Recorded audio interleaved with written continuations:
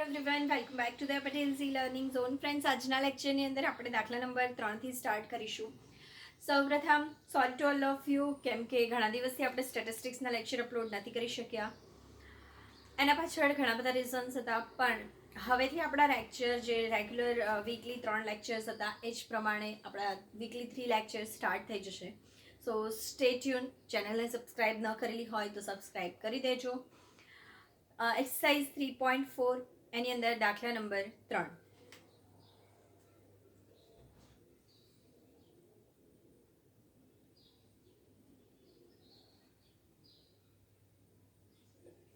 દાખલા નંબર 3ની રકમ વાંચો મિત્રો. શું કહેવા માંગે છે તો કે એક કોલેજમાંથી પસંદ કરેલા વિદ્યાર્થીઓની ઉંમર નીચેના કોષ્ટકમાં આપેલ છે. ઉંમર આપેલી છે તમને. હવે અહીંયા તમને કયા પ્રકારનું આવૃત્તિ વિતરણ આપેલું છે તો કે અસતત પ્રકારનું આવૃત્તિ વિતરણ આપેલું છે. જ્યારે પણ તમને અસતત પ્રકારનું આવૃત્તિ વિતરણ આપેલું હોય તો તમારે પેલું મોટું વાળું જે સૂત્ર છે લગાડવાની કોઈ જ જરૂર નથી. બરાબર છે. સમ્સ આપણને શોર્ટ પડશે. શોધવાનું તમને કીધેલું છે Q1, D4, P32 અને મધ્યસ્થ. હવે સૌપ્રથમ આપણે શું કરીશું તો કે જે પણ આવૃત્તિ વિતરણ આપેલું છે એને આપણે એઝ ઇટ ઇઝ લખીશું અને સંચય આવૃત્તિ શોધી લઈશું. જ્યારે પણ તમને અવર્ગીકૃત માહિતી આપેલી હોય તો આપણે એને કરવાની છે ચડતા ક્રમમાં ગોઠવવાની છે. જ્યારે પણ વર્ગીકૃત માહિતી છે તો વર્ગીકૃત માહિતીમાં તમારે પહેલું જ કામ કરવાનું થશે. કોઈ પણ જે આપેલા ડેટા છે એમાં સંચય આવૃત્તિ વિતરણ બનાવો. બરાબર છે. એટલે આપણે પહેલા તો સંચય આવૃત્તિ વિતરણ બનાવી લઈશું. ઉંમર અને વિદ્યાર્થીઓની સંખ્યા આપેલી છે. ઉંમર અને વિદ્યાર્થીઓની સંખ્યા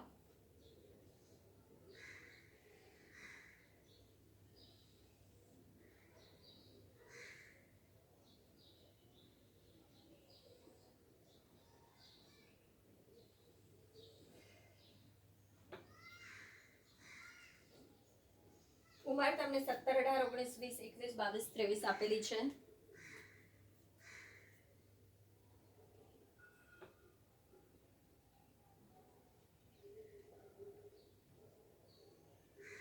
તેની સામે આવૃત્તિઓ આપેલી છે 11, 14, 22, 15,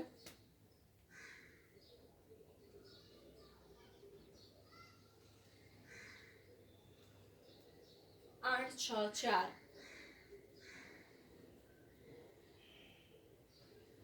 ખાસ ધ્યાન રાખજો. CF પહેલા લખી લઈએ.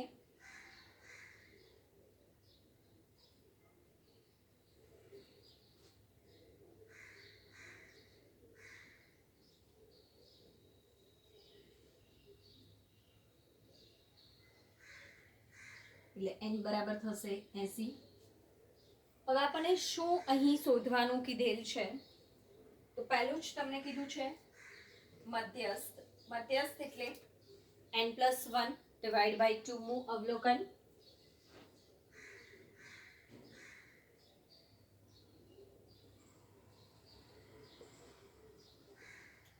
જો અવર્ગીકૃત માહિતી હોય તો આપણે n+1 લઈએ છીએ. અસતત આવૃત્તિ વિતરણ હોય તો પણ n+1 લઈએ છીએ. પરંતુ જ્યારે તમને સતત આવૃત્તિ વિતરણ આપેલું છે તો એમાં તમારે લેવાની નહીં. અહીંયા +1 જે છે એ લેવાનું નથી.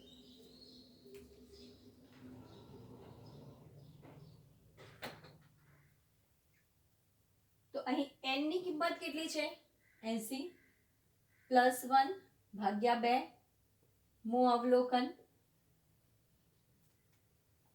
81 ભાગ્યા 2 મું અવલોકન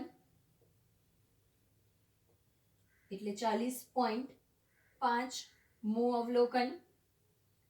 CF માં જોતા m બરાબર એનો તમારે x જે છે એ લેવાનો છે. 47 માં આવશે તો એનો x છે 19.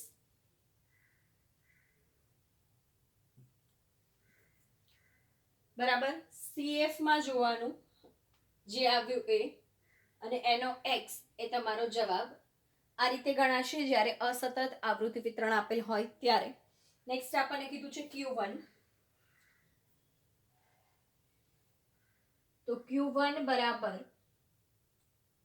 1 into n+1 divided by 4 મું અવલોકન 1 નહીં લખીએ તો પણ ચાલશે. 80 + 1 ભાગ્યા 4 મૂ અવલોકન. 81 ભાગ્યા 4 મૂ અવલોકન. 20.25 મૂ અવલોકન. CF માં જોતા Q1 બરાબર, ચલો 20.25 ક્યાં આવશે? 25 માં, એટલે Q1 બરાબર 18. ખાસ યાદ રાખજો, જો તમે અહીંયા સુધી લખી દીધું છે 20.25 સુધી, તો એક જ માર્ક મળશે, કેમ કે એ જવાબ નથી. જવાબ તમારે એ જે આ જવાબ આવ્યો એને CF માં જોઈને એનો X જે લખશો એ તમારો જવાબ છે. બરાબર. નેક્સ્ટ આપણને કીધું છે D4, એટલે 4 n + 1 ડિવાઈડ બાય 10 મૂ અવલોકન.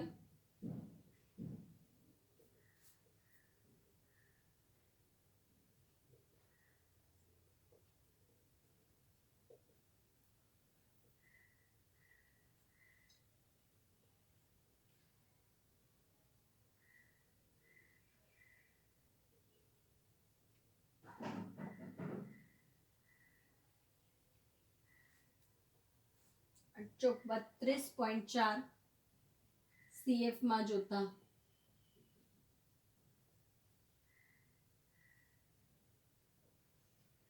બત્રીસ પોઈન્ટ 4 એટલે 25 માં નહીં આવે, 47 માં આવશે. જવાબ આવશે 19.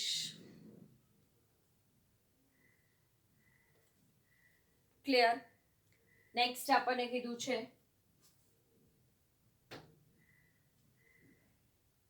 P32 જોવાનું.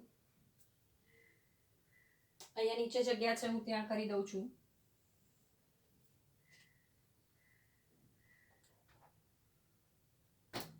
P32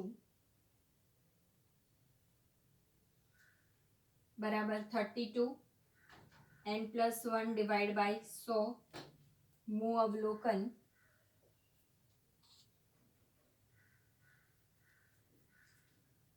બત્રીસ 80 + 1 ભાગ્યા 100 મૂ અવલોકન.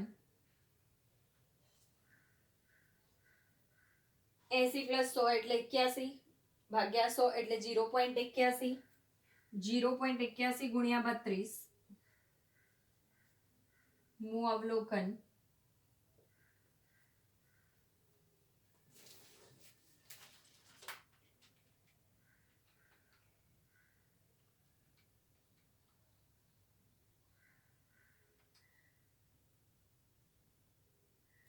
એટલે 25.92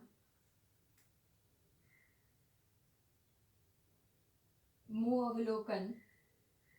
CF માં જોતા હવે તમારે 25.92 મૂ અવલોકન જે છે એ CF માં જોવાનું છે.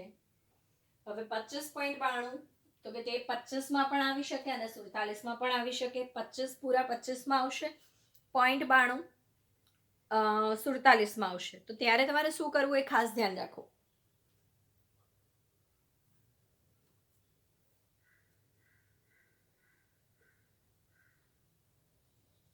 તો તમે 18 લેશો જવાબને કે 19 લેશો, તો ધ્યાન આપજો.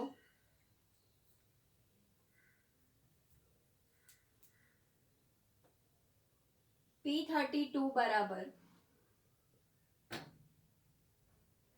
19 + 0.92 ગુણ્યા 19 - 18 એટલે 47 વાળામાંથી જે 25 વાળું છે એ બાદ થશે. એનો ડિફરન્સ 0.92 સાથે ગુણાશે એટલે એક જ આવે છે, તો 0.92 એડ થઈ જશે. જવાબ આવશે 19.92. બરાબર છે? રેડી? વેઇટ,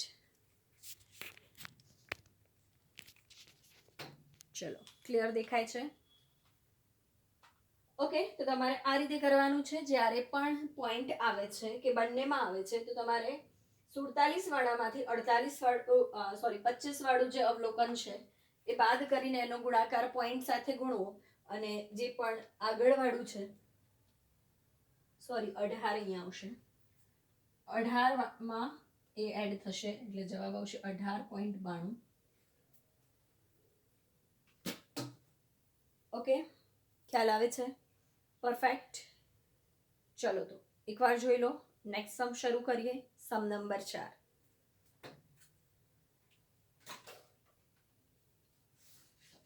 સમ નંબર 4 ની રકમ વાંચો.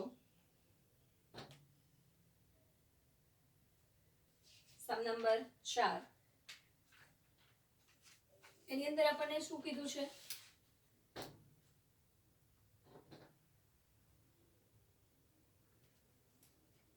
સમ નંબર 4 ની રકમમાં આપણને આ રીતે આપેલું છે થી વધુ પ્રકારનું આવૃત્તિ વિતરણ.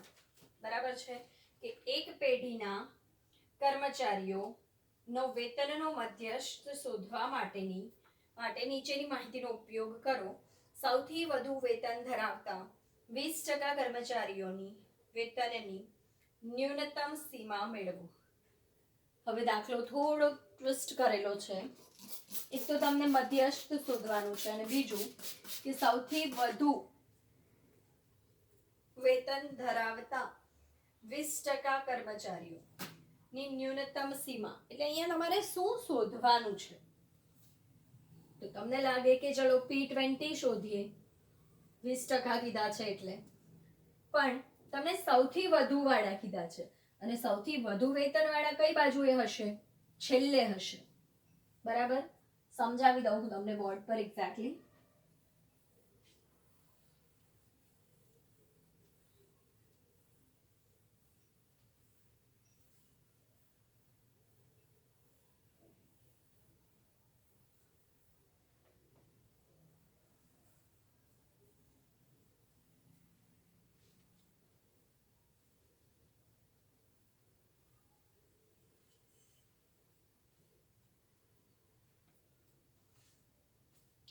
હવે જો આપણને 5 કે તેથી વધુ, 10 કે તેથી વધુ, 15 કે તેથી વધુ, 20 કે તેથી વધુ, 25 કે તેથી વધુ આ રીતે આપેલું છે. તો સૌથી વધુ ક્યાં આવશે? છેલ્લે આવશે, પાછળ. એટલે આપણે પાછળથી 20% જોઈએ છે. આપણે શું જોઈએ છે? પાછળથી છેલ્લા 20% જે છે એ જોઈએ છે. તો એના માટે આપણે શોધવું પડશે આગળથી 80%. બરાબર, મતલબ કે આપણે P80 શોધવાનું છે. ફરીથી કહું, માની લો કે આ રીતે આ ડબ્બો છે જે કર્મચારીઓનો છે, તો આપણે છેલ્લા 20% જોઈએ છે. તો એના માટે આપણે આગળથી જ 80% શોધીશું. તો આ જે છે આપણને મળી જશે. એટલે કે આપણે શું જોઈએ એક્ઝેક્ટલી? P80. P80 અથવા D8 બેમાંથી એક જે ફાઇન્ડ કરો તે ચાલે. આપણે અહીંયા P80 ફાઇન્ડ કરીશું. બીજું તમને મધ્યસ્થ શોધવાનું કીધું છે. માહિતી તમને સંચય આવૃત્તિમાં આપેલી છે, તો આપણે એને પહેલા સતત આવૃત્તિ વિતરણમાં ફેરવી લઈએ. દાખલા નંબર 4.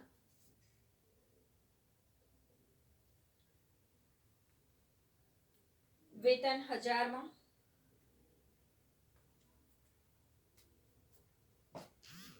વર્ગો બનાવી લઈએ. સ્ટાર્ટિંગ થાય છે 5 થી.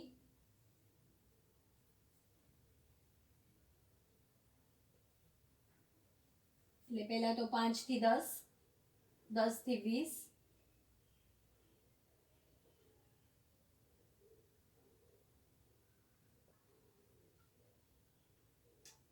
અરે સોરી, 5 થી 10 તો 10 થી 20 નહીં આવે, 10 થી 15 આવશે, 15 થી 20, 20 થી 25, 25 થી 30 અને 30 થી 35. બરાબર, આ રીતે આપણે વર્ગો બનાવ્યા બાદ આપણને જે આપેલી છે એ સંચય આવૃત્તિ વિતરણ છે.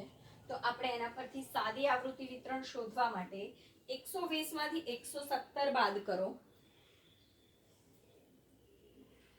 3, 117 માંથી 106 બાદ કરો 11, 106 માંથી આગળ આપેલા છે 76 બાદ કરો 30, 76 માંથી આગળ આપેલા છે 31 બાદ કરો 76 માંથી 31,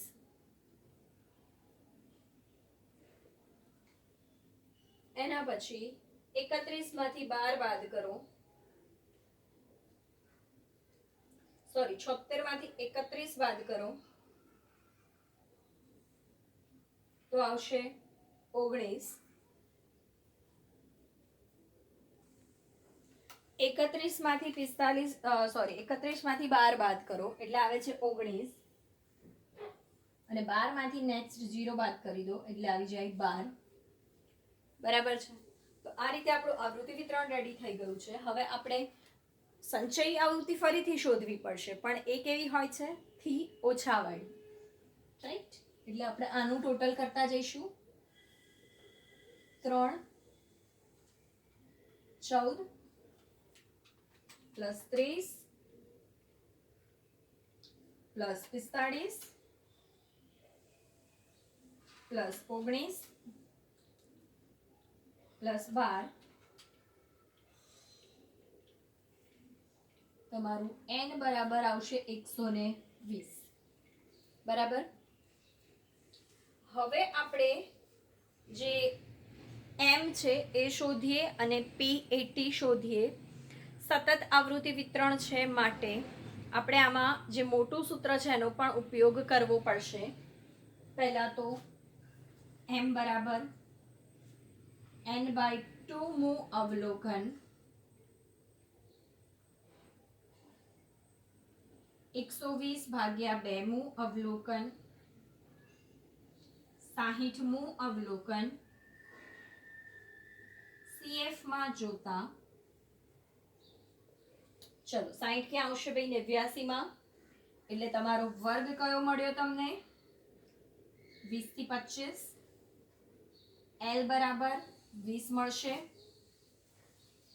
આપણે F લઈશું એ જ વર્ગની એટલે 45, CF લઈશું આગળના વર્ગની એટલે 44, અને C એટલે કે વર્ગ લંબાઈ 5. બરાબર છે. એને આપણે m ના સૂત્રમાં મૂકી દઈએ. કોના સૂત્રમાં? m ના સૂત્રમાં.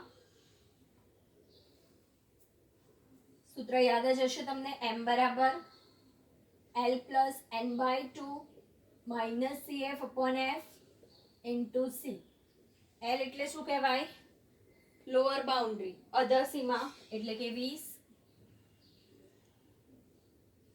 n/2 કેટલું આવ્યું? 60. CF એટલે આગલા વર્ગની 44, આ જ વર્ગની F એટલે 45 અને 5. ચલો 20 પ્લસ 60 માઇનસ 44, 60 માઇનસ 44 કેટલા થશે? 16.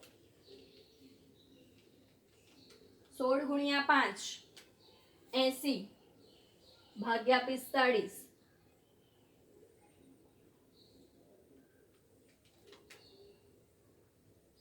1.7777 જવાબ આવે છે. એટલે 8 કરી દીધું તો 21.78 એકમ આપેલો છે આપણને 1000.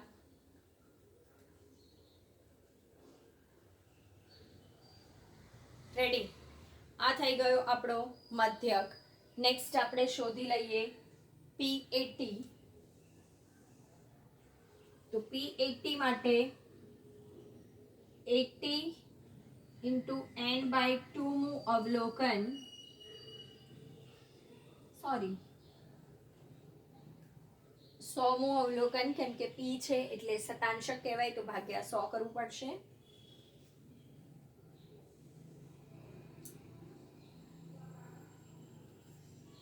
એટલે 8n આવશે 120 છેદમાં 10.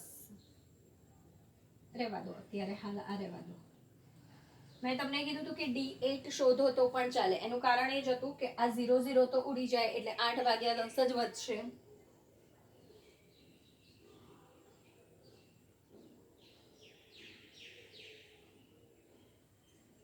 બાર 8 96 નું અવલોકન CF માં જોતા વર્ગ કયો મળશે આપણને? 25 થી 30. P80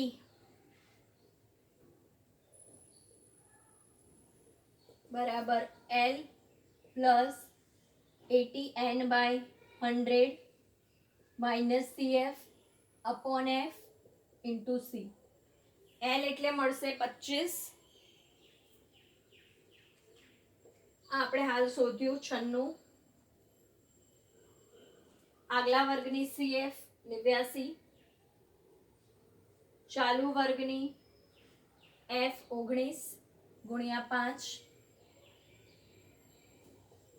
96 માઇનસ 89, 7 ગુણ્યા 5 35 છેદમાં 19, 25 પ્લસ 1.84 એટલે 26.84,000. આ થઈ ગયો આપણો P80 નો આન્સર. તો અહીંયા આપણે લેક્ચર સમાપ્ત કરીએ છીએ.